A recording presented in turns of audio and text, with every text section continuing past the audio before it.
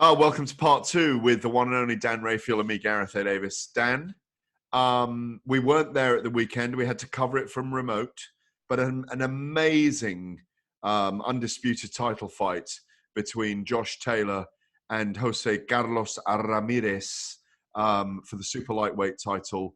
I'm going to have to plug my laptop in because I'm running out of power, but an amazing fight. You chat away about it, first of all, and I'm going to get the plug because it'll run out of power.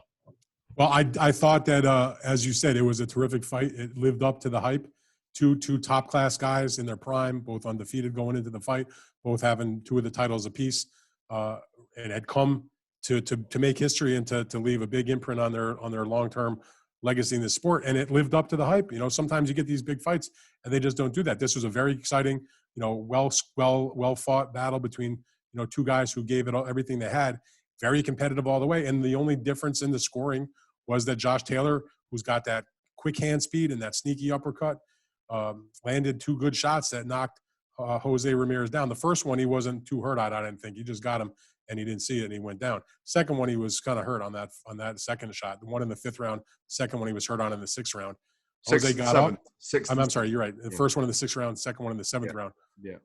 I thought that Ramirez, with a really good speech from his cornerman, Robert Garcia, one of the best trainers in boxing, told him exactly the truth of what was going on. And you know what? Jose Ramirez, he came back incredibly strong late in the fight. Maybe Taylor took his foot off the gas pedal a little bit, and he left it really, really close. And Jose was able to win, probably the last 4 rounds, maybe 3 of the last 4 rounds of the fight, certainly on most of the judges' scorecards. I looked at the official cards. They turn in over the last 3 rounds, 9 scored scorecards. Jose Ramirez won those last 3 rounds on 7 of those scorecards. And he was able to get to the point where Taylor won the last round on one of the cards, didn't he? Correct. But he just could not overcome the 2 knockdowns. I personally, watching it on television, had it 115 to 111, so 7-5 in favor the same. of Josh. 7-5 and the 2 10-8s. Yeah, I had exactly the right? Same. Yeah. But look, a great fight, a great accomplishment for Josh to become undisputed champion. The second ever in the history of Scotland, going back 50 years since Ken Buchanan, a Hall of Famer, did it in the lightweight division in 1971. So Josh did what he set out to do. He made history, and he did a great job doing it. And you know what?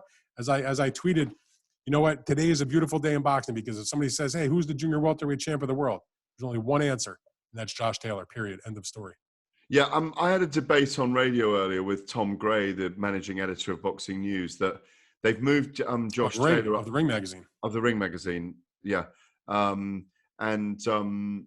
They're going to move Josh Taylor up to number 5 in the pound for pound. I think he had a harder fight with Regis Prograis myself. I think you're right about that. And I'm not sure he belongs at number 5 yet. And I'm a huge fan of Josh Taylor, but I think this is the beginning of his kind of elite journey now. And I also think talk of a fight with Terence Crawford is very premature. He had 17, 18 fights now, Josh, I think a super fight is him and Teo Lopez coming up to 140. That's a big fight also. I mean, they're both big fights, but I agree with you about it's a little too soon maybe for a Crawford fight, but Crawford is so desperate for a good quality opponent. It'd be the current reigning undisputed junior welterweight champion against the former junior welterweight undisputed champion, who only is no longer the champion because he decided that he'd give up the titles and move up in weight. Back to the placement in the Ring magazine, pound for pound. I write for Ring on a regular basis. I am not part of the panel that votes on the pound for pound. I think that's a little bit high. Certainly after the performance that he had, he's worthy of being in the top 10 without question. When you take into account his victory against Ramirez, plus the other good wins he's had, whether it's against Baranchek or Postol, certainly against Regis Prograis in the finals of the World Boxing Super Series. So he's doing the business in terms of cleaning out the weight class. 5's a little aggressive in my opinion. And I don't think that he belongs that high at the moment, but it's definite that he could get there with a couple of more type of wins of a high caliber. Teofimo Lopez and him would be a big time fight. I completely agree. And I think, speaking to Ben Davison about Josh and having gone into camp with them, they train about half an hour from where I live. So I've been into camp with them, and I know what Ben thinks of Josh. He thinks the sky's the limit for him, because he's got everything. And he showed it on Saturday night: the toughness, the sneakiness, the presence of mind, the fighting IQ, the ability to get through the fight at the end. I reckon he broke a hand towards the end of that fight. That's why he wasn't fighting back so much, and he was on his bike a little more. If there was one, this is picking fine hairs here. If there was one criticism, it was that he did seem to let off the gas pedal the last few rounds. When in a championship fight, when you're on the other guy's turf and that the other guy's been coming at you and he's been able to get off the deck and he's showing a lot, you can't leave anything for chance. You got to go and get it. And you're in America and you're a Brit fighting in America, Well, I don't look at it so much like that, because the judging panel they had really was a first class. Those are three of the best judges in the entire sport. So, Dave Moretti, Steve Weisfeld, and Tim Cheatham, they're Americans, but they are highly, highly experienced at the championship level. They're not the type of guys that are showing favoritism, in my opinion. To me, Steve Weisfeld is literally the best judge in boxing. Dave Moretti has judged like 1,000 huge fights, and Tim Cheatham is one of the best up-and-coming judges in the whole sport. So I didn't have any particular thought that there was going to be anything untoward in terms of, it's going to be a homer type decision. But you still, and this is whether you're fighting in Great Britain or you're fighting in the United States or you're fighting anywhere, in a fight like that, for those stakes where it's obviously competitive, you cannot leave anything to chance. And you know what? Without those knockdowns, it's a draw. And everybody would be kind of kicking themselves today. And maybe Josh Taylor more than anybody, because he would have realized, I let off the gas pedal the last couple of rounds. So, if anybody knows that, go back and look at Oscar De La Hoya, Felix Trinidad. You thought he's up way ahead, and suddenly he loses the fight. So that's my only minor criticism, but, that's a small thing. Josh Taylor fought a great fight, and he's a worthy, undefeated junior welterweight world champ. And Scotland should be proud of me. That doesn't happen too often. You mentioned Scotland there. I mean, the best thing that they can do now, in my view, Bob Arum can do, is take Josh Taylor to fight in Edinburgh against Jack Catterall, who's British, of course. That's the mandatory WBO challenger. Build him in his own country and then go back to America, and you can take a load of Scottish fans with you, because he has the massive opportunity, as you say, legacy and history he's created here. It's a real opportunity to make a mainstream star of him. The only thing that we talked about before we started to record this that was negative, and it has nothing to do with Josh, is the fact that it wasn't widely viewed in Scotland. Yes, it was available on the Fight app, and the folks at Fight, who I've done some work for, do a great job delivering events from all over the world to many different countries, but it doesn't have quite the same penetration as if it's on, BT Sport or ITV or Channel 5 or even the Sky BBC, Sports or even the BBC. There's a lot of great outlets in Britain that have shown interest in boxing over the years, and I just can't for the life of me figure out how Top Rank and one of those outlets could not have made a deal to do a fight of this level. Well, Dan, sorry to interrupt you. What I've done today is I have made several appeals, twice on radio on TalkSport, once on the Pitch Boxing app that I'm doing some work for, some commentary work for, to say this fight should now be picked up by one of those big sources and replayed this Friday night that would be great. For fans to watch, because I know people say, we can just go to YouTube and watch it, but it'd be great to see the whole fight, the whole broadcast run again, just tiered into a 2-hour show certainly for the whole of Scotland. And that is the way to promote. It didn't have to be 2 hours. It's a 12-round fight. You could do it in an hour if you had to. Or in an hour. We've seen this before where broadcasters, when it's a pay-per-view event over here, have played it out free the week following, Yeah, I'm just not sure, frankly, now that, because Fight acquired the rights in that, in your country, I'm not sure how long they retain those. I don't know if they could even I don't even know if Top Rank could sell the rights to show a replay to any of the British outlets, because Fight has the agreement where they're the ones that are the exclusive. There's got to be an agreement. You could just do a deal. Come on. You could, but it's just, the bottom line is it's a shame that they couldn't see the fight live. Again, because Fight's a great app to watch and to view things on. It just doesn't have the name recognition there. So I'm not sure everybody knew it was on the Fight app. Boxing fans in the UK, to my knowledge, if they're watching fights, they're used to watching stuff on Sky. They're used to watching stuff on BT Sport now, or some of the other channels like we mentioned, whether it's a Channel 5, which had a card this weekend, or it's BBC, or even DAZN now, which is in Great Britain, doing their business. So the Fight app is not first of their mind, is the point. And it's too bad, because it was a very good, worthy fight at the highest level of the sport. And the thing that drives me nuts, Gareth, that we talked about in the preview video, the absolute disgraceful mandatory that they forced Josh Taylor to fight against the fighter from Thailand that had no business being in the ring with him, Kong Song, that was picked up by one of the broadcasters in the UK. The tune-up fight against a nobody, but the big one was not. Well, and also Sky Sports box office over here have bought Floyd Mayweather against Logan Paul, believe it or not. I didn't even So know it's incredible when you put it in that context, you know. Floyd's a big name, and he's got household name recognition. It's not quite the same as it's lowest common denominator on that. Yeah. It's going to do big numbers because of the natural tendency of the rubberneckers to watch, a freak show, a circus event, basically. And it got all that drama the other day. He stole my cap. The next time I see you, I'm going to steal yours. Let's see if if all your homies and your security guards come after me. Well, whatever the broadcast situation was in the UK, Josh Taylor. He is the new champ, and hopefully the people, in Scotland and around the UK as a whole, will appreciate what he's done and start to follow him.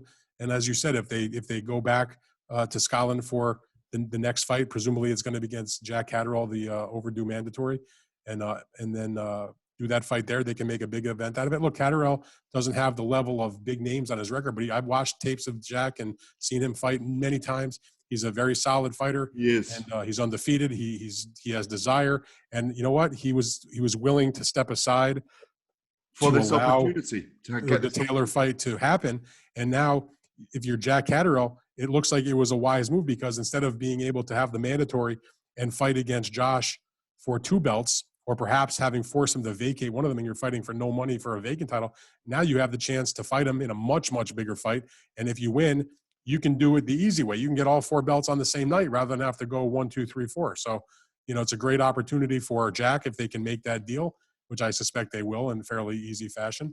And it's a chance for Josh to, I'm not saying fight an easy fight, but it's certainly, at least on paper, it's not the level of a Ramirez or a Prograis even, but still a worthy contender. I mean, I just did for my Fight Freaks Unite newsletter, post weekend, I did a new top 10 in the junior welterweight division, which is on the website now, and as well as if the folks who subscribe will get it in their email.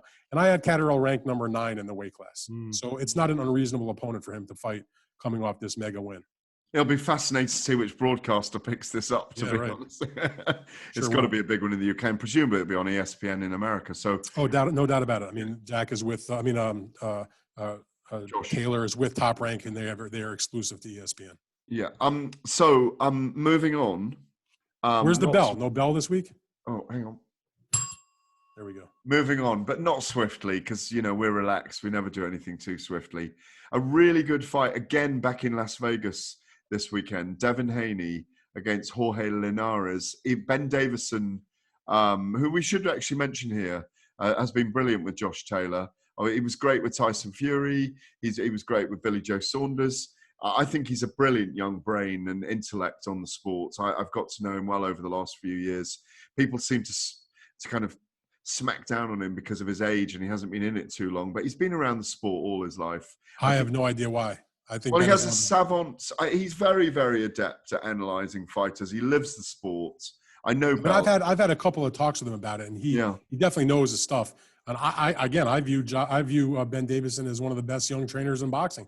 Yeah. I shouldn't even say, to use the word young is not even relevant. He's one of the best trainers in boxing, period, whether he's a younger guy or he's an older guy. I mean, he knows the sport. He seems to be able to get the most out of his guys, whether it was bringing Tyson Fury back from, the long layoff and all the problems he had. As you mentioned, he worked a second fight this past weekend with Josh Taylor in his corner.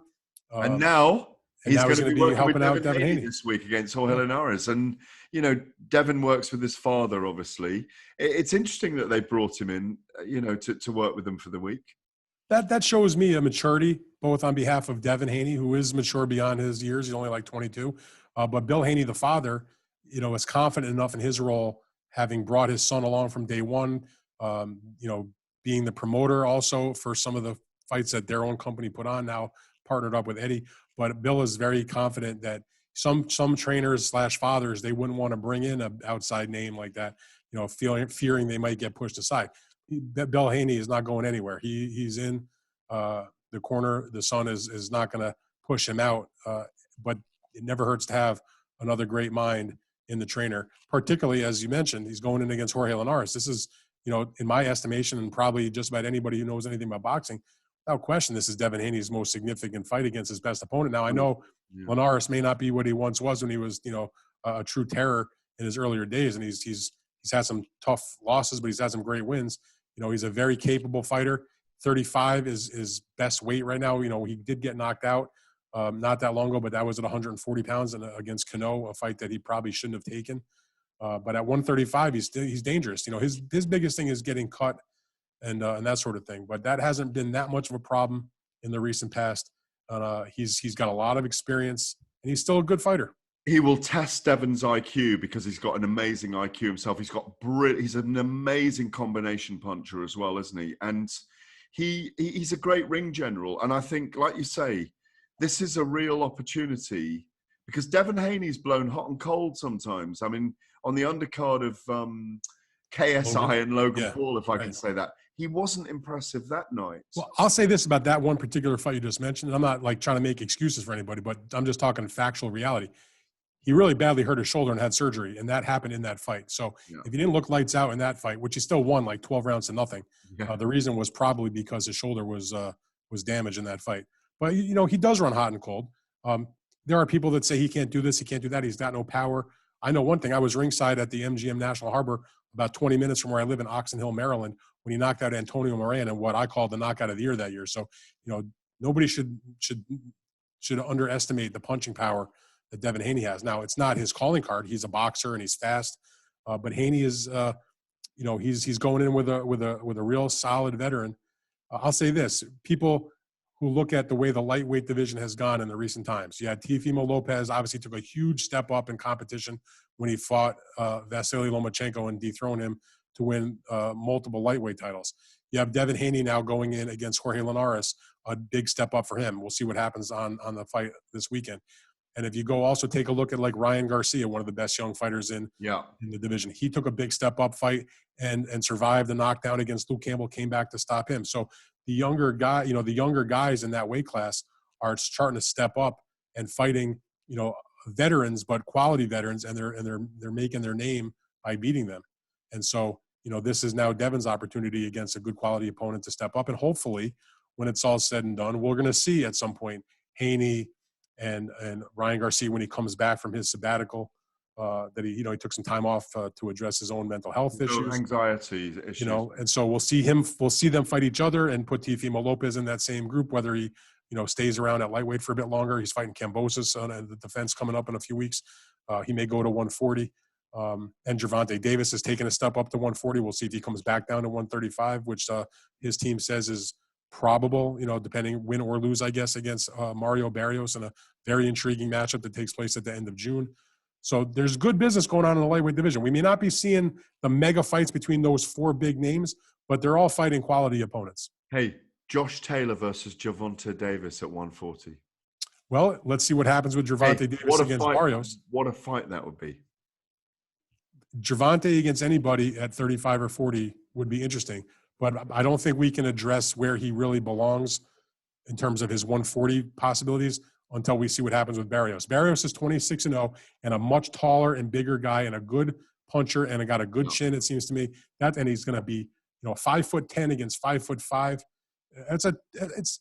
I've said all along since I made the fight, Gareth, if Gervonta is not fighting one of those other big names, Garcia or Haney or Teofimo, then I'm very interested to see how he performs with Mario Barrios. That's a very interesting fight to me.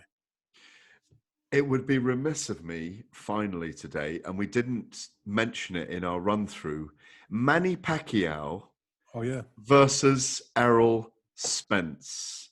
Now, let me just set this up for you to go to Rick, right? After he lost to Horn in Australia, I thought Manny really was finished, right? And it was an odd fight, that, and but everybody thought he beat Horn, even though he didn't. But that's what I say, and it felt like he got robbed of the decision. But then he comes back with three great performances against the very dangerous Lucas Matisse.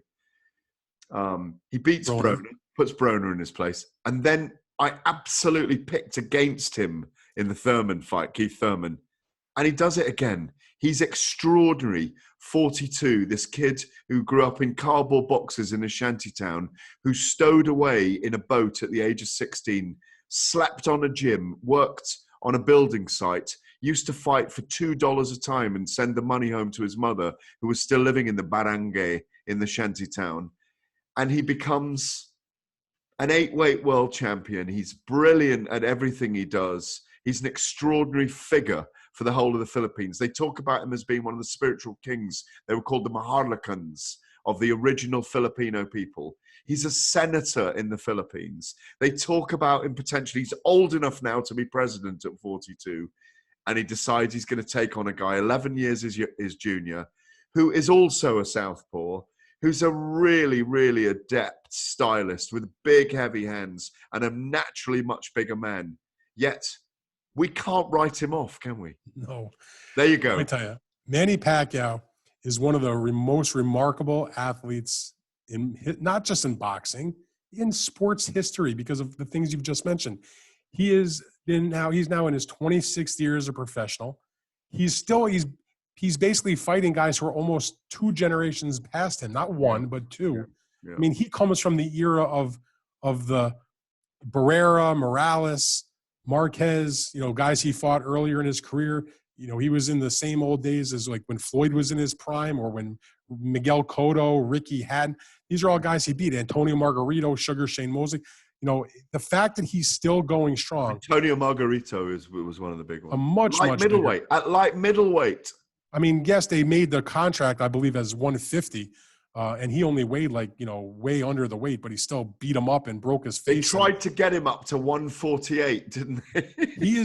I'll say this. People will say, when my career is over covering boxing, what was it's hard to look back at what I've done in covering boxing for, 20 years. And maybe you agree with me.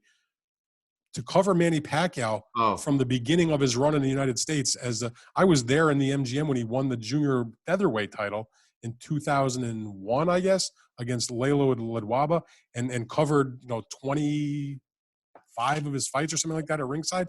To see what this man has done, and to interview him many times and see the humble kind of person he is, and go from nothing to the absolute apex that you can achieve has just been amazing. He's still a nice guy, still a humble guy, still treats people nicely. He's the most loved boxer I've ever been around. And I wasn't around Ali, but I can't imagine it was that much different. That we've been around. Yeah. Bob Arum talks about Muhammad Ali and Manny Pacquiao in similar vein. Like, yep. It has been, and I will definitely look back as well. A real joy, extraordinary privilege being around him. Because, no doubt. I mean, because you learn, and also with Manny, because he's not a big talker, you know what it's like. You learn so much about Manny from the people around him. They all want to talk about him. Like going and having food at Nat's Thai place, just below the Wildcard gym, with Manny and his whole entourage, and he's sitting there eating some spinach and a couple of boiled eggs, and everyone else is just feeding. I've gotten to be around 300 people waiting just to hold his hand outside the Wildcard gym at the end of training. Listen, I mean, you just mentioned, I've had a chance, because I've covered so many of his fights, to be around him in some of the quieter moments. I mean, I have a couple of memories about that. When he fought Juan Manuel Marquez for the first time, it was a fantastic fight. They called it a draw. He had knocked Marquez down 3 times, but Marquez came storming back, and it was a super close fight. You can argue either guy won. They were both very busted up from that fight. And one of my first memories of that personal contact with Manny was, you've been to the MGM a million times. They do the press conferences in the ballroom that's right above the escalators when you come up in the arena. For whatever reason, for this particular fight, they did the press conference. They had set it up on the concourse at the top of the arena. And I actually rode in the elevator from the floor where we were at ringside up to the concourse to go to the press conference. I was in the elevator, was me, Freddie Roach, and Manny Pacquiao, and Murad Muhammad, who was his promoter at the time. And I just remember looking at Pacquiao. He was like this small guy, all busted up. I was making, chit chat with Freddie. And, when Manny was done, or, it took a minute and a half to get up to the top of the arena to go to the press conference. Pacquiao went to get out of the elevator, and he walked by, and he like basically, gave me like a fist bump and said, "Thanks for coming." I was like, that was like the most coolest thing. Yeah. And to see the evolution of him, he's never changed that personality. No. 20 years later, against Thurman, he becomes the oldest ever fighter to win the welterweight world title at his age. And he didn't need to fight Errol Spence. Now, I know, of course, people are going to be cynical and say, "Oh, he's doing it for the money." Of course he's doing it for the money. But he's not doing it only for the money. Legacy is important. He doesn't want to just go out and end his career fighting nobodies. He's fighting like literally a pound-for-pound top undefeated champion who's got 2 titles. Well, I think he's number 8 in the Ring magazine, something like that. Errol Spence is a tremendous fighter, one of the best fighters in the world today. So the million-dollar question, and we got to wrap in a minute because I'm just about to run out of available space. Short answer: will Manny Pacquiao beat Errol Spence? I don't know if he will beat Errol Spence, and nothing against Errol Spence, but he absolutely can beat Errol Spence. I've never underestimated Manny Pacquiao, even at this age. I was there at the Thurman fight. I saw how good he looked. I know it's been almost 2 years since that fight. Errol obviously looked very good against Danny Garcia, but he was coming off that terrible accident. It doesn't seem to be that there's been any issues that have lingered since then, but you never know. It's a whole different ballgame when you're in there with a guy like Manny Pacquiao throwing those sharp punches from those crazy angles. The smart money would probably be to pick Errol Spence, but you can't underestimate Manny Pacquiao. And let me tell you, it's going to be a wild betting fight because Pacquiao's got so much passion from the fans. I wouldn't be surprised if he actually went off as possibly a favorite. Well, heart says Pacquiao, but my head says Spence on points. Understandable. Dan, it's always a pleasure. Thank you, sir. Anything for supper tonight? They can go back and watch part 1. We already discussed my dinner. No, that was your dinner, but anything for supper? Are you having a Scooby snack later? That must be like a British thing. I don't know the difference. We call dinner supper, supper dinner. Well, when you have a little Scooby snack later on, is there going to be a little plate of peanuts or something? No, I'm good. You're good. I'm good. Well, it's always a pleasure. And no doubt we will speak very soon. I look forward to it. One and only Mr. Dan Rayfield. Thank you for your time. One and only Mr. Gareth Davies.